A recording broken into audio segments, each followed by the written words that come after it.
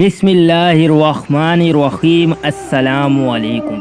आज की इस वीडियो में हम आपको ज़िलक़द के आखिरी जुमा का एक ऐसा वजीफ़ा बताएंगे। अगर आप इस वजीफ़ा को ज़िलक़द के आखिरी जुमा को कर लेते हैं तो आपकी जो भी हाजत होगी, जो भी दुआ होगी, अल्लाह पाक उस दुआ को कबूल फरमाएंगे। चाहे आपकी कोई भी परेशानी है, मुसीबत है या कोई भी परेशानी है, तो आपकी वो परेशानी इस वजीफ़े की बरकत से इंशाअल्लाह ख़त्म हो जाएगी। ये छोटा सा वजीफ़ा है और इसके असरात बहुत बड़े हैं। ये बहुत ही पावरफुल वजीफ़ा है। बस आपने इस वजीफ़ा को ज़िलक़द के आखिरी जुमा को करना है तो आपकी परेशानियां ख़त्म हो जाएंगी। ये वजीफ़ा कौन सा है, ये वजीफ़ा हम आपको बताएंगे, लेकिन सबसे पहले आप इस वीडियो को लाइक कर दें। और अगर आपने हमारे चैनल को सब्सक्राइब नहीं किया हुआ तो हमारे चैनल को सब्सक्राइब करके आप इस घंटी के बटन को भी ज़रूर दबाएं, ताकि हमारी हर न्यू आने वाली वीडियो का नोटिफिकेशन आप तक पहुंच सके। तो आपने ज़िलक़द के आखिरी जुमा को असर की नमाज के बाद आपने सबसे पहले 100 मरतबा दुरूद शरीफ पढ़ना है और उसके बाद आपने 415 मरतबा हस्बुनल्लाहु व निअमल वकील पढ़ना है। इसको आपने 415 मरतबा पढ़ना है। ये पढ़ने के बाद आपने आखिर में फिर से 100 मरतबा दुरूद शरीफ पढ़ना है। ये सब पढ़ने के बाद आपकी जो भी दुआ, जो भी परेशानी होगी, वो इंशाअल्लाह इस वजीफ़ा को करने से ख़त्म हो जाएगी। ये सब पढ़ने के बाद आपने अल्लाह पाक से दुआ मांगनी है, तो जो भी आपकी हाजत होगी अल्लाह पाक वो कबूल फरमाएंगे।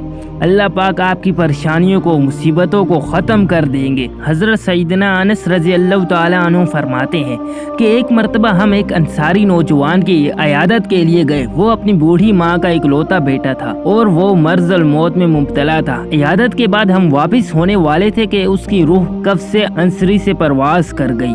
हम वहीं ठहर गए, उसकी आंखें बंद की और उस पर चादर डाल दी। उस नौजवान की बूढ़ी माँ हमारे करीब ही खड़ी थी। हमने उसे तसल्ली देते हुए कहा, ये जो मुसीबत तुझ पर आ पड़ी है, अल्लाह अज़्ज़ व जल की रज़ा की खातर इस पर सब्र कर। ये सुनकर वो बुढ़िया कहने लगी, क्या हुआ, क्या मेरा बेटा मर गया? हमने कहा, जी हाँ।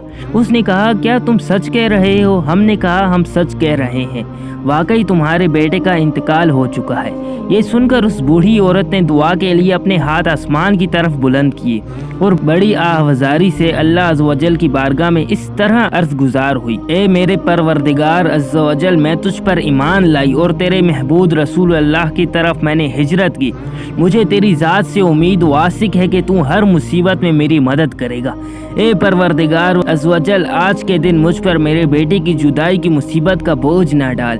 हज़रत सैयदना अनस रज़ी अल्लाह ताला अन्हु फरमाते हैं, अभी उस बुढ़िया की दुआ ख़त्म नहीं हुई थी कि उसके मुर्दा बेटे के मुंह से कपड़ा हट गया और वो मुस्कुराता हुआ उठ बैठा और फिर हम सब ने मिलकर खाना खाया। ऐसा हो ही नहीं सकता कि अल्लाह पाक अपने बंदे की दुआ को रद्द कर दे, लेकिन दुआ की कबूलियत की कुछ शराइत होती हैं। हज़रत सहल बिन अब्दुल्ला रहमतुल्लाह अलैह फरमाते हैं कि दुआ की कबूलियत की 7 शराइत हैं। नंबर 1, दुआ में आजिज़ी करना। नंबर 2, अल्लाह का डर इख्तियार करना। नंबर 3, अल्लाह की रहमत से कबूलियत की उम्मीद रखना। नंबर 4, दुआ में हमेशगी इख्तियार करना। और नंबर 5, खुशू व हुजू इख्तियार करना। नंबर 6, सबके लिए दुआ करना। और नंबर 7, खाने के लिए माल हलाल हो और पहनने के लिए लिबास भी हलाल का हो। आप इस वजीफ़ा को ज़िलक़द के आखिरी जुमा को ज़रूर करें। इस वजीफ़ा को करने से आपको बहुत फ़ायदा होगा इंशाअल्लाह।